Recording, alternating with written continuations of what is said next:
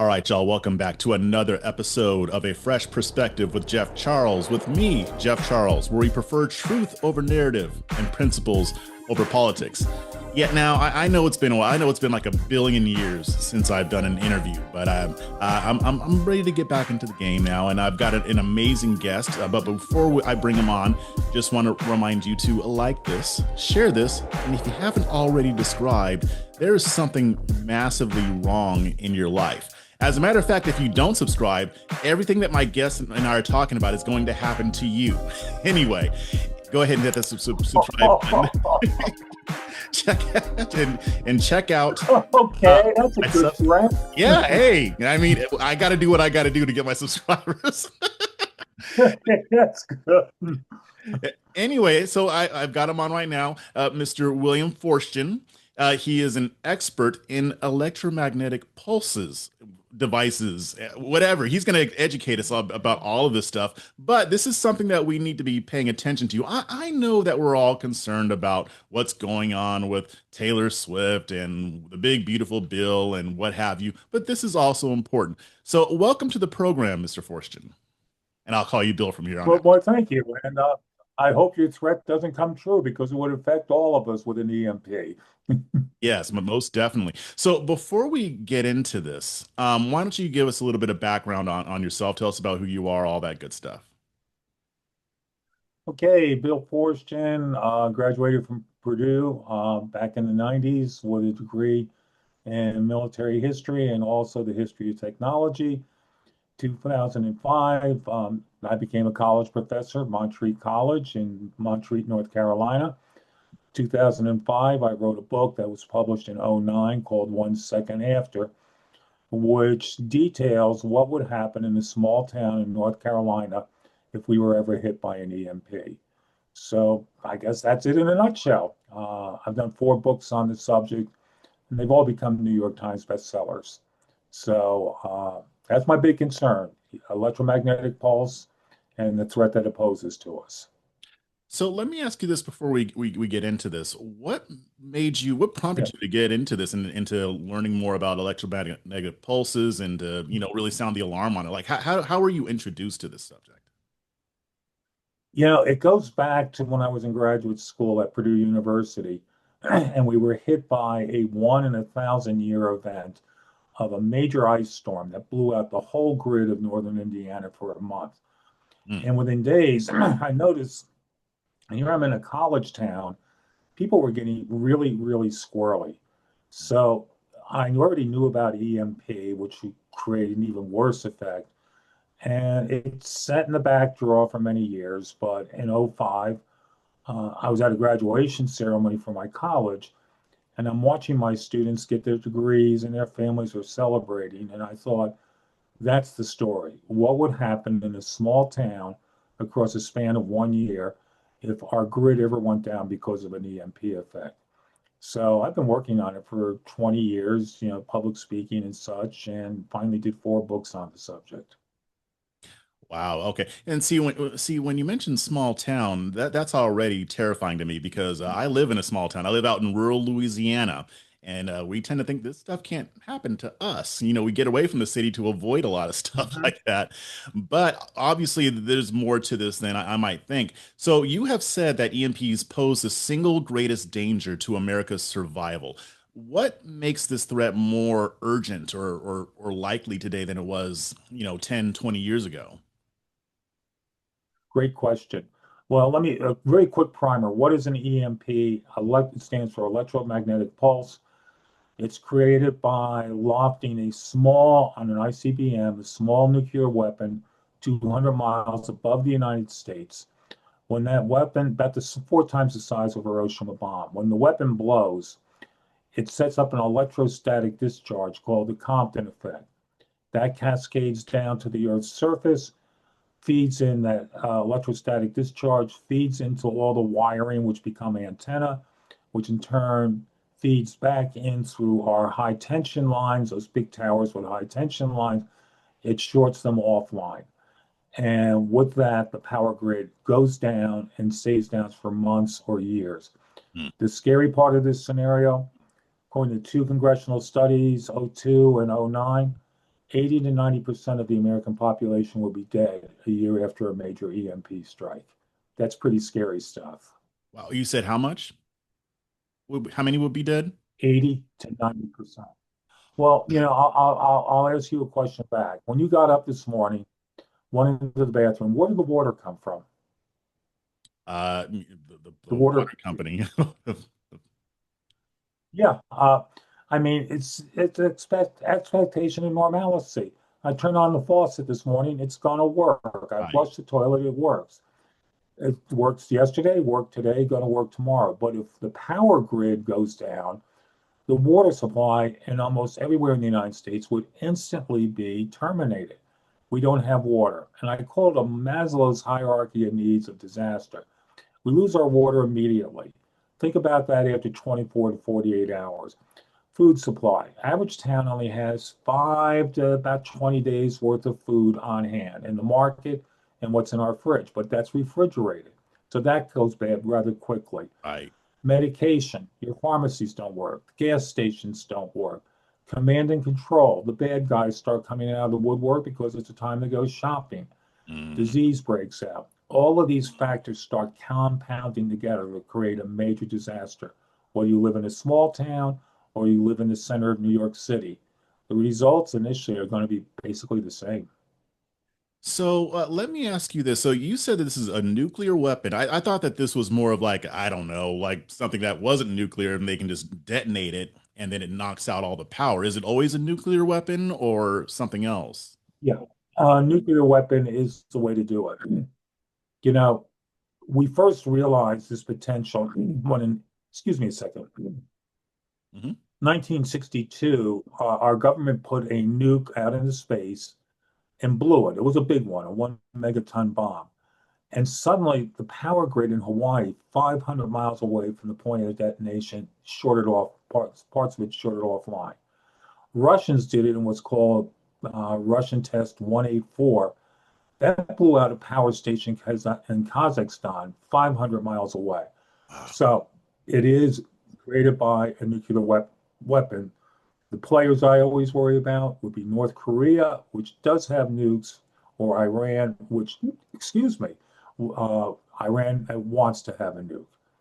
So it takes a nuclear weapon to do it, and an ICBM to be able to loft it above the United States. Worst case scenario, eastern, central, western United States, 3 weapons, the grid is gone. Okay, so that was going to be my other question. I wasn't clear on the range of these things. I thought that maybe if you were to detonate one of these, it would knock out maybe like a, I don't know, like a county or something like that. Or how Yeah. far can these things spread? Well, it's a line of sight event. So if you're 200 miles out, so let's say over Pennsylvania, 200 miles up, you can see the entire east coast of the United States. Um, the closer you are to the point of detonation, the more intense it could be. Mm-hmm. But even then, with 3 such weapons, you've basically blanketed the entire United States. It's line of sight. It doesn't take a large nuke to do it. So theoretically, if they were to launch that on the East Coast in the central part of the country, and then on the West Coast, that would cover the entire nation. Yes, Wow. yes. And North Korea has that capability. Yeah. Wow. Wow. That's the scary part. That is scary. Uh, So well, it's a rogue country with a crazy dictator. yeah. So here's my question because I was going to ask you where this attack could come from, but could it also possibly be maybe even like a say a terrorist organization if they were to smuggle something into the country and detonate it? What is that also a possibility, or is it more likely that it would come from a foreign government? It more likely would come from North Korea or Iran if they have nukes. But the paradigm of war, asymmetric, it's called asymmetrical first strike.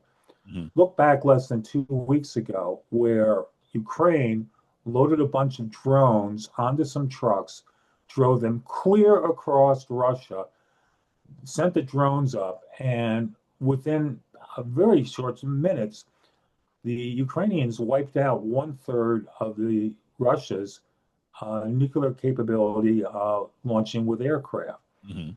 We have to realize it's called asymmetrical first strike, which means Your opponent comes up with a new way to hurt us. This is warfare in the 21st century. Mm, mm. So, so can you kind of break down, because you kind of already discussed it, but can you break down, like let's play this out, as scary as it is. What would the average That's American true. yeah, what would the average American experience in the hours and days following an EMP strike? You mentioned the water, but what else?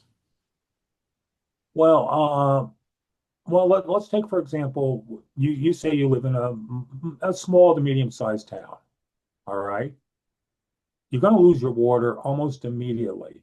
And think about that across just not a disruption for some hours, but a disruption across 4, 5, 6 days. So after 3, 4, 5 days, if you don't have access to clean water, what do you use? The water you can find someplace in a creek, but you can't quite trust it. Yeah. So the water is the big one. Then food supply. Food supply, what are you going to do? After 5 or 6 days, let's say you manage to get to a burger joint and get, you get a sack of hamburgers and you're trying to get home. What would you do to defend that? Or what would you do if your child is starving and you want half the burgers? These things played out across the nation get pretty ugly pretty quick. And one area I became aware of this when I was writing the book. My father was spending the last months of his life in a nursing home. Hmm. What happens in a nursing home if they lose all power for even 24 hours?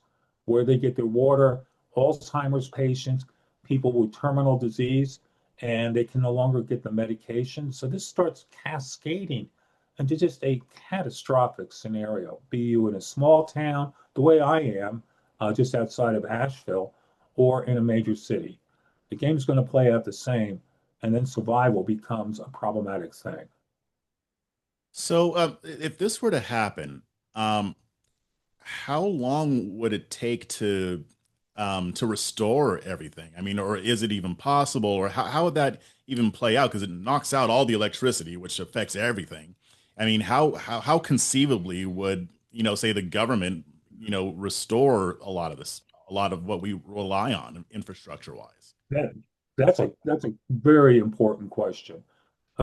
Into a DOE study of several years back, 80% of the generating power in the eastern United States, 80% would still be offline after 5 years. Because one part of the bad part here is all the high tension lines. They actually would melt off the pylons if they got a very big overload. And then the other key thing is, let's say, okay, we try to rebuild. Where do replacement parts come from?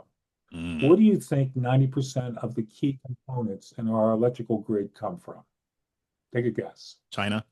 So the analogy I give there, it would be like on December 8th, 1941, President sits down with the Joint Chiefs and turns to the guy who represents the Navy and he said, what are we going to do? And the naval representative says, Mr. President, all our aircraft carriers are made in Japan. I guess we're screwed. And then the German guy says, yeah, all our aircraft and all our tanks are made in Germany. We don't got them. We had a homegrown industry in 1941 to manufacture the tools of war. And within 44 months, we won that war. Today, most of our, not necessarily the actual construction of the components, but the basic supplies for them, they come from overseas. And a big one, of course, is electrical. Those huge transformers you need in your substations, most of them are imported. And it takes 2 years to order and get a new component. So we need a home-based revitalization of the American industrial base to manufacture these things. And what you're speaking to is something that was, a big point of contention on the campaign trail for 2024. I mean, President Trump is very adamant about bringing manufacturing back to the US, but people were really focusing on that because of economic concerns and economic issues. People weren't talking about this, being able to manufacture what we would need in order to survive such a catastrophic event. So that kind of brings a whole new a dimension to it. Well, why aren't more people talking about this? That has to frustrate you. Maybe because too many people are watching Taylor Swift. Just uh, again, it's this the expectation and normalcy. Everything in my world works. I go in the next room, my 80-inch TV screen is there for me, my stereo, my computer, my dogs. For example, what do I do for dog food Oh, after a month or two? Uh, Things like that you don't think about, but when you suddenly confront it, it goes, "Oh my God, what would I do? How much food do I have on hand?" I learned it quite well because Asheville, North Carolina, was pretty well dead center in what was wiped out on the big flood of September 27th. And suddenly we were all without water, electricity. It took 6 weeks for a power crew to hook me back up, and these guys were from Canada. Even though, this major disaster, and by golly, you said you're in Louisiana, right? yeah. So you would confront this a lot more often. Help comes in from all over the country. Well, suppose the whole country is dealing with a crisis. Help ain't going to be coming in from anywhere. Yeah, I mean, I mean, it'd have to. I mean, for us, it'd have to probably come from Mexico or something like that. I don't know. It just doesn't really seem like we are prepared as a nation. It doesn't seem like our government is prepared for such an eventuality, at least as far as as far as I can tell. And I know you've been advocating for the Golden Dome system, which is kind of like a version of Israel's Iron Dome. Of course, it has to be Golden Dome. It Yes. involves Trump. He loves gold. But Yeah, yeah, yeah. how feasible is this right now, technically or financially, to build something like that to prevent it from happening, basically? I just did an interview a couple hours ago, and the person said something. I said, I'm going to use that line from now on. Iron Dome is Golden Dome is Iron Dome on steroids. Mhm. Iron Dome is for tactical defense of a very small area, Israel, Right. and short range missiles that are not coming 200 miles up. They're just going 5 or 10 miles up, arc over and hit. So Golden Dome is this system on steroids, building a system that can defend the United States from an ICBM type of attack. And again, North Korea, Iran, those are the ones I worry about. But in the future, it could even be a terrorist organization getting Sure. a hold of a weapon and using it. So, I mean, we don't have the Golden Dome right now, but let's say if North Korea gets froggy, they want to launch one of those things over here. Do we at least have something, or does our military at least have something that could maybe block something like that? Especially since we'd probably see it coming. Two ways. One, planting, and I don't know this for sure, but I assume there's a couple of Aegis class cruisers sitting somewhere off the coast of North Korea that could intercept a strike in the first minute or two while the rocket's going up. Mhm. But once it gets beyond a certain point, you just can't reach it. There is a very limited anti-ballistic missile defense in Alaska. It was built years ago. It's antiquated. Its probability of hit is pretty low, maybe 25% at most. So we're going to have to build a major system rather quickly. Golden Dome, we could get the basic components in within 2 to 3 years. Okay. Okay, so here's another question. What's stopping Kim Jong-un from doing this right now? I mean, I would assume that once we detected it, we'd probably nuke North Korea, but I'm not sure. Maybe you know more about that than I do. Another great question. What's preventing him? The guy's a psychotic. I mean, you see some of the things he's done inside his country.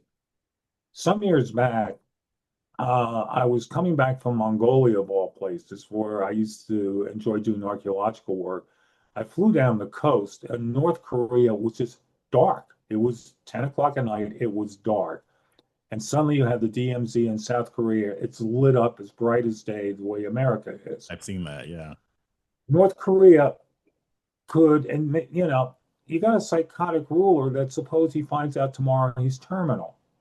He figures, oh, screw it. I'll take America with me on the way out. And even if we retaliated, I have a character in my book where we're talking about North Korea, and the army guy is saying, we really took care of North Korea because of this. And the survivor at the end of my book says, well, does that change things for us? They've already Mm. destroyed us. They've won. They have won, even if they've committed suicide themselves. Wow. Wow. And I definitely want to get to your book because I will be getting it to read. It's Okay, definitely, you're going to be depressed by the time you're done with it. man, I'm depressed right now. Try being in my head some nights. I I mean, wake yeah, up at 2 in the morning. Oh God, I didn't think of this. I mean, you've been sounding the clarion call for years. I can't even imagine. Like, I'm only talking to you for a few minutes, and it's not like I didn't know about this threat before. I just wasn't. I honestly didn't have access to you to really dig deep and learn more about it.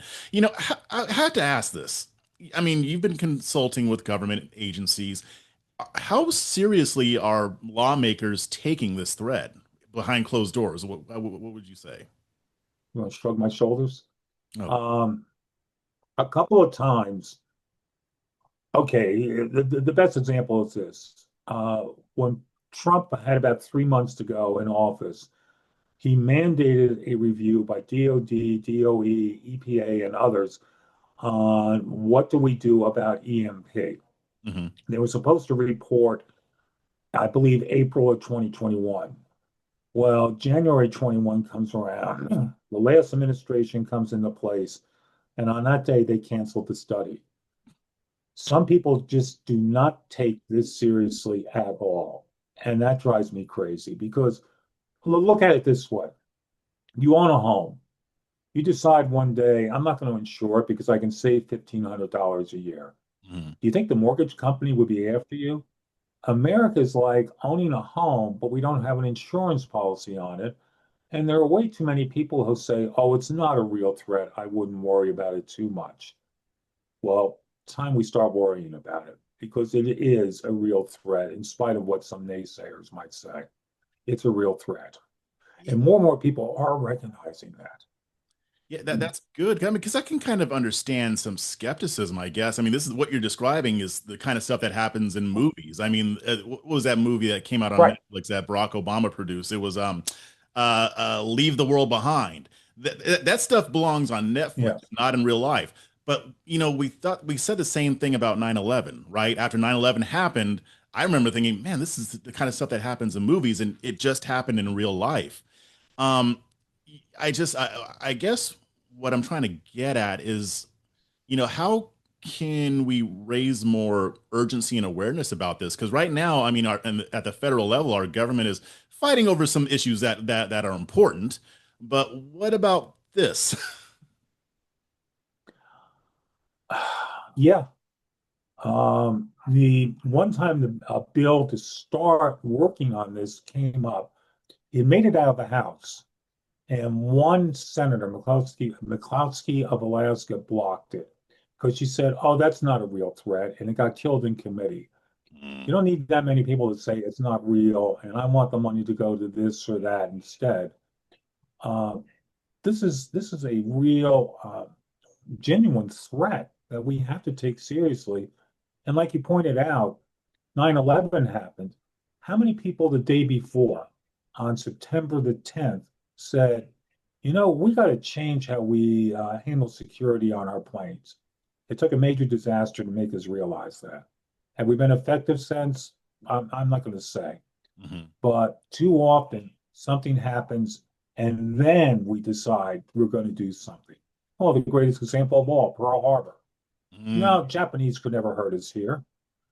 And the day after, we suddenly realized we're in a global war. mm, mm, mm. So, okay, let's talk about your book. I mean, I don't want to do a lot of spoilers Oh, or no. what has been the response? I mean, when people read your novel. A good example.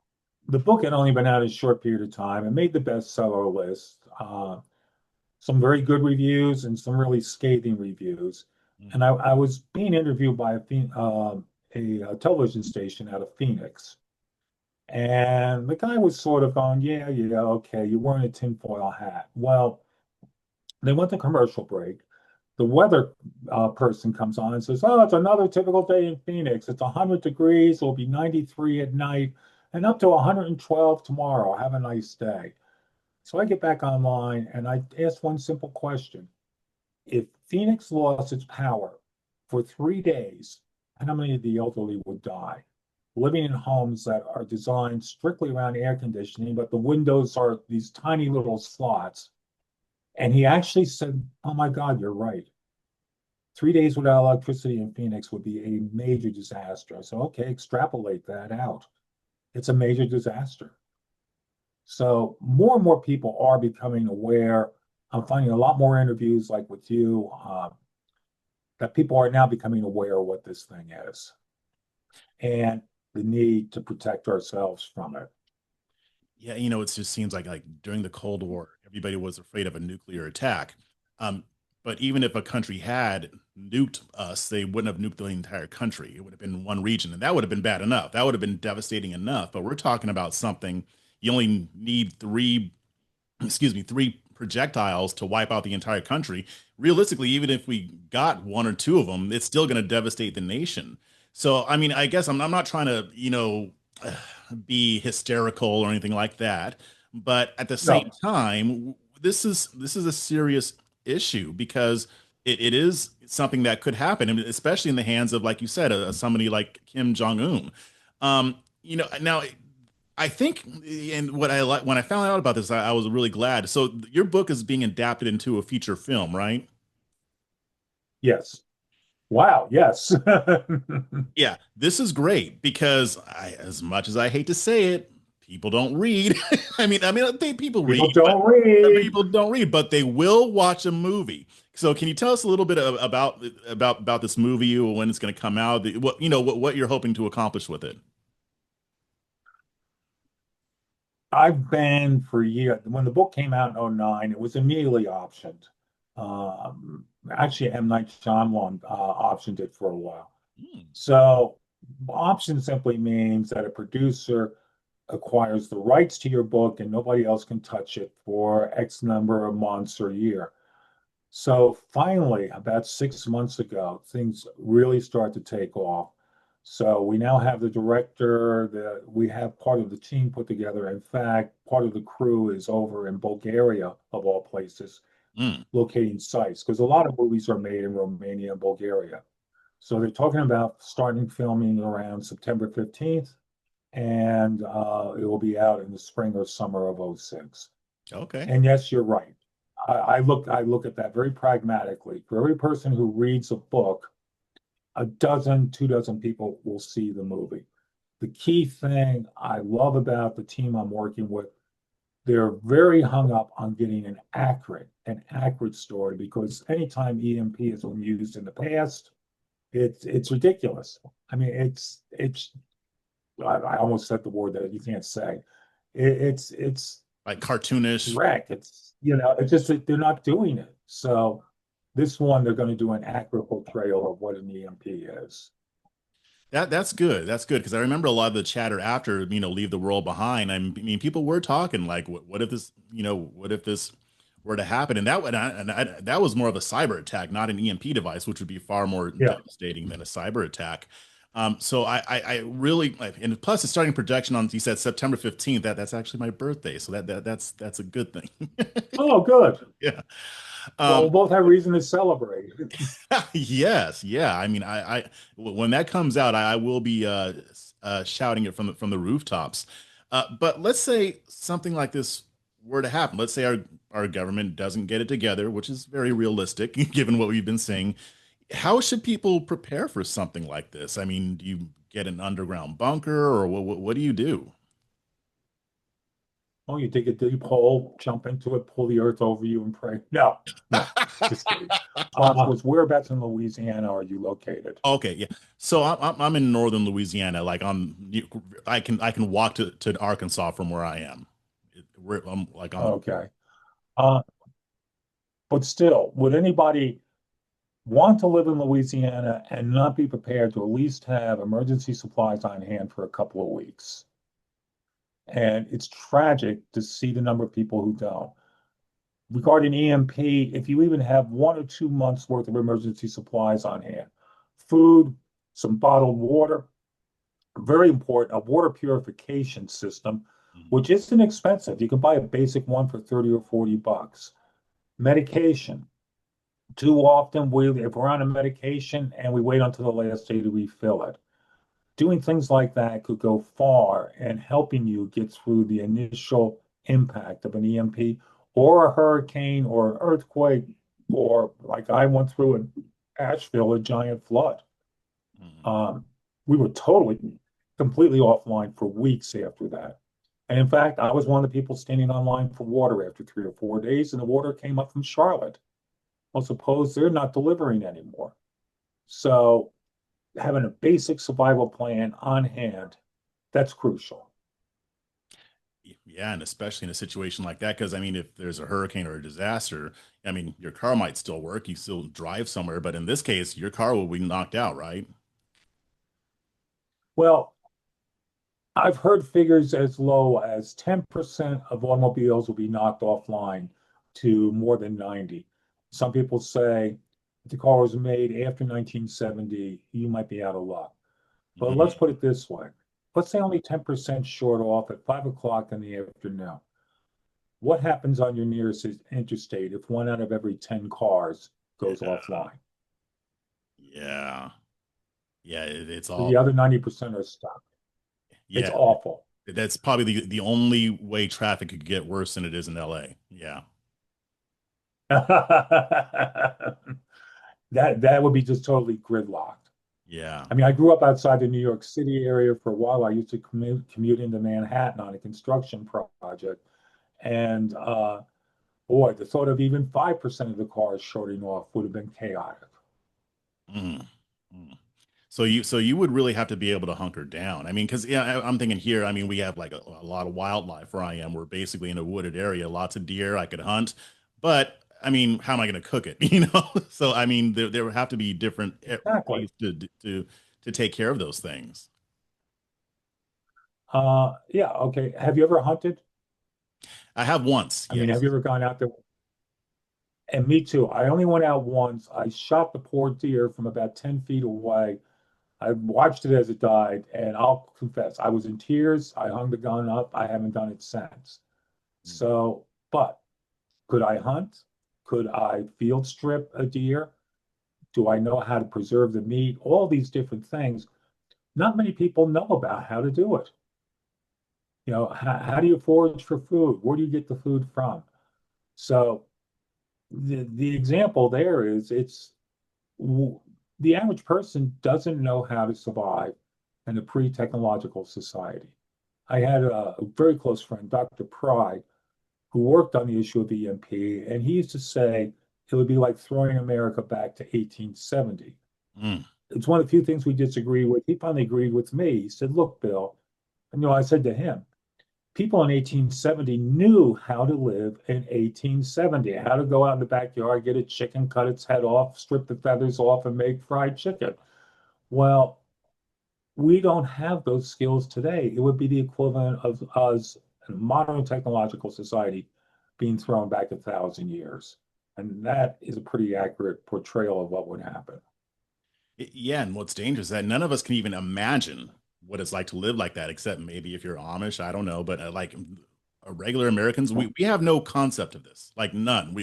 We've read books, we've watched movies, we've seen it, but it's on a screen or it's on the pages of a book. Like we, none of us are really ready for this. Even if you are stocked up, you're still not. You still don't know what it's like to live like that. Although you'd be in a much better Right. position to learn, but yeah, I mean, it does make sense to stock up. I mean, what else should like regular people be doing about this? I mean, because other than stocking up, that kind of thing, what action can people take to maybe push Congress to do something, or maybe seek out other options, or I don't know, move to Guam? What else can we be doing? Don't move to Guam. There's a very nasty type of snake out there. It's not venomous. It's a brown snake, and it's overrun the island. You put me near a state snake, and I go into a panic attack. So Just like Indiana don't go to Jones. Guam. But yeah, I for a couple of years I worked as an actor doing reenactments and reenactment portrayals. And I used to laugh how we'd all be out there, 1,000 of us doing this thing. And, some of the events would go for 4 or 5 days. You're living like you're in the time of the Civil War, the Revolution. But as soon as it was over, we got in the cars. Where do you think we went? We drove straight to McDonald's. And the line would be around the block of guys in Civil War uniforms going into McDonald's because that's the world we live in today. And we can't picture what life would be like if you just can't get some McDonald's. So, but to your point, local action is starting to take effect. I'm doing a program in a couple of days with a state legislator from South Carolina who's pushing for the state of South Carolina to start working with Duke Energy and others. Hmm. So if you're politically minded at all, don't necessarily go to your federal legislator. Go to a couple of your state legislators and say, are you aware of this? Do you realize as a state in Louisiana, we can start upgrading our system on our own initiative? So I would say state reps would be a good place to start. So that actually brings up a good point. People who follow me, they know that I am very big on focusing on local and state level politics because people are so concerned Good. about what's going on in Washington, D.C. Not that we shouldn't be, but nobody pays attention to what's happening at the local level and at the state level. Hmm. What are some other things that state and local governments could do to, obviously, they can't build a golden dome, but what could they be No, doing to shore things up just in case something like this happens? that's a great question. I've done quite a bit of work with the South Carolina Energy Consortium. And like I said, I'll be talking with state rep from the Charleston area in a couple of days. State governments are far more responsive. Mm, Reaching your local or state level representatives, what can they do? They can start mandating that the energy industry starts putting aside hardening their electrical grid, which is not all that difficult to do with better circuit breakers, more modern systems. The average electrical component in use right now, according to the DOE, the average electrical component is 30 to 40 years old. We're pumping our electricity on a system back, most of it from the 1980s. Upgrade to 21st century capability, the impact of an EMP could be ameliorated or at least be significantly less. And stockpiling, modernizing the system, that's the big one. And also, I just had lunch yesterday with the chief of police. I'm in a small town, so the chief and yeah. I and a friend went out for lunch. What do we talk about? What could be done in the town of Black Mountain, North Carolina, by the police to make sure things run better if we ever do get hit with something like this? So being a little more politically active, asking these questions, what can we do as a town? What can we do in our county and state? Those are powerful questions, and you'll find it being far more responsive. So okay, I like where we're going right now. So going back to what you said about hardening the electrical system, what does that mean? Like, is it basically making it more able to withstand an attack like that? Yes. Okay. Yeah, a big part of that is modern. You know how you have a circuit break? Well, if your TV is plugged into a board and, is supposed to have a circuit breaker in it, and you find out after the lightning strikes that it didn't work, it's because you need a very modern circuit breaking system installed into our high tension lines, which is not all that expensive. Mm, Shielding, shielding certain components with Faraday cages, that helps. There's a lot of the technical side of this I do not understand. sure. Yeah. I do hear from energy companies, though, yes, we have ways of shielding and making ourselves more reliable, even if in the event of an EMP. But that takes money and it sometimes will take legislative action. Yeah, that is encouraging though, right? I mean, because there is something that can be Yeah. done other than waiting on Congress to deal Mhm. with this Iron Dome issue. If something like that does happen, Well, there wait is. on Congress? Yeah, I know, really. I mean, but Yeah, yeah, right, right, sure, okay. I do believe that. but but I But mean, yeah, oh, okay. good. No, go on. I was gonna say it's kind of just hearing that is even a little bit even more infuriating because there are things that states could be doing right now just in case something like this happens, and it doesn't seem like they are. I mean, I don't know all the logistics and how much this would cost or whatever, but with the amount of money that every state government wastes all the time on ridiculous crap, they could be using this to shore up the infrastructure to make sure that in case something does happen, because eventually it will. I mean, it may not be in our lifetime, but at some point something's going to happen. And why wouldn't they not want to be ready for it? Wouldn't we wish for an alternate history that on the 12th of September, we realize planes can be turned into dangerous missiles? My gosh, to have realized it the day before, Mm, we had to increase our security checking on airplanes. Do it today, and we prevent 9/11. Yeah, that's the usual fate of our society to the yeah, event, not before. Again, going back to my comment about expectation and normalcy. Everything worked today, therefore it's going to work tomorrow. Well, maybe yeah. tomorrow it won't. So, when you're discussing these issues with members of Congress, you mentioned that it seems like the main objection is, "Oh, that's never going to happen. Everything's going to your TV is going to work just fine tomorrow." Are there any other objections to building something that could stop this, or at least taking measures to be able to withstand it? Like, are there other arguments people use other than, "Oh, that's never going to happen"?